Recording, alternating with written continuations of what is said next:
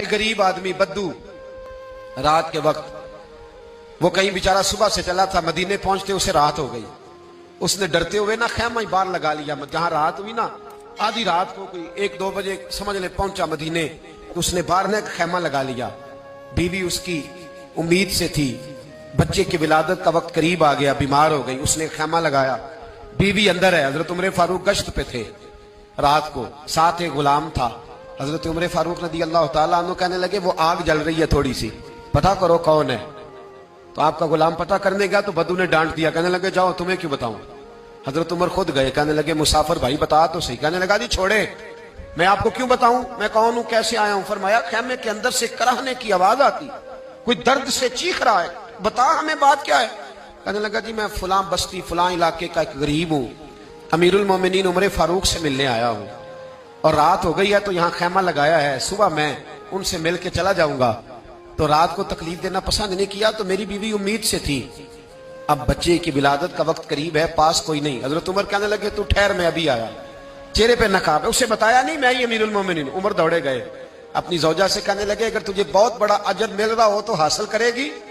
کہا کروں گی. تو کہنے لگے چل پھر میرے ساتھ، بہت بڑا اجر ہے. ایک دوست کے ہاں ولادت کا وقت ہے، ضرورت کی چیزیں ساتھ لے لو. اس عورت نے تھوڑے دانے لے لیے، گھی لے لیا. حضرت عمر سے کہنے لگی لکڑیاں اکٹھی کر لیں. امیر المومنین کونسلر کی بات نہیں بتا رہا آپ کو، میں آپ کو ایم پی اے کی بات نہیں بتا رہا، ایم این اے کی بات نہیں بتا رہا، جو 10 گاؤں کو ملا کے چیئرمین بنا ہے اس کی بات نہیں بتا رہا. اس کی بات بتا رہا ہوں جو 22 لاکھ مربع میل کا حکمران ہے. اس کی بات بتا رہا ہوں جو گلی سے گزرے تو شیطان رستہ ہی بدل جاتا ہے. اس کی بات بتا رہا ہوں جس کے بارے میں میرے مصطفیٰ کریم صلی اللہ تعالیٰ علیہ وآلہ وسلم نے فرمایا میرا عمر تو وہ ہے کہ 950 سال حضرت جبریل بھی اس کی شان بیان کریں تو عظمت ختم نہیں ہوتی. اتنا بڑا شخص. حضرت عمر نے لکڑیاں اکٹھی کی، اینٹوں کا روڑے لے کے چولہا بنایا، پہنچ گئے. آپ کی زوجہ کہنے لگی یہ تھوڑے دانے ڈالنے، گھی ڈالنے اور ایک لکڑی لے کے اس کو ہلائیں، تیار کریں.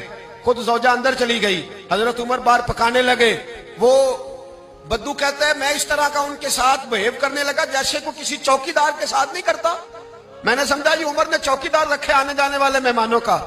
میں کبھی پانی کا پیالہ مانگتا، کبھی کوئی بات، عمر دوڑے جاتے، کبھی پانی لاتے. او مسلمانوں، او میرے رسول کے غلام عزیزو. حضرت عمر فاروق وہ غلام کہتا ہے میں عمر سے کہتا، میں کہتا غلام پانی لا تو عمر دوڑ کے پانی لاتے.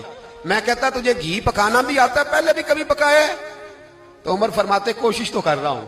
میں کہتا پہلے بھی کبھی تیری بیوی نے یہ کام کیا ہے؟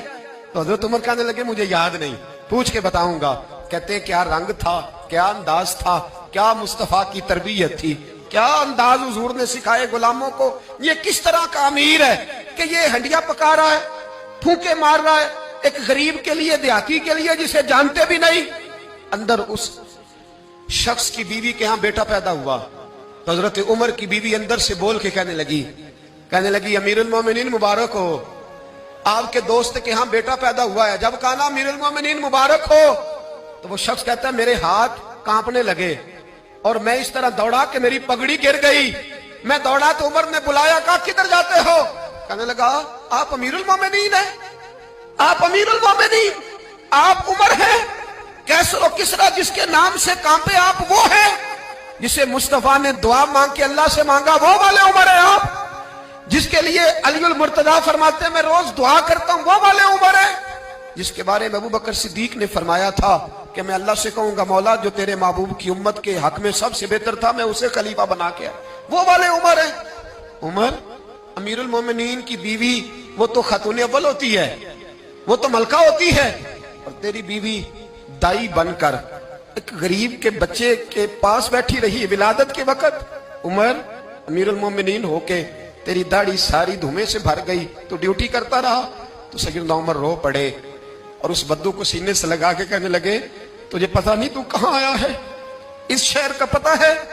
اس نے کہا حضور کہاں ہے؟ فرمایا یہ میرے نبی کا مدینہ ہے، یہ مصطفیٰ کا مدینہ ہے، یہاں امیروں کا استقبال نہیں ہوتا، یہاں غریبوں کے استقبال ہوتے. یہاں حضور نے اس اسٹیٹ پہ میرے رسول پاک نے وہ والا رنگ دیا ہے کہ اب غریب سر اٹھا کے جینے لگے ہیں، اب مزدوروں کو عزتیں ملنے لگی ہیں، اب یتیموں نے سر اٹھا لیا ہے کہ ہمارا کوئی سننے والا آ گیا.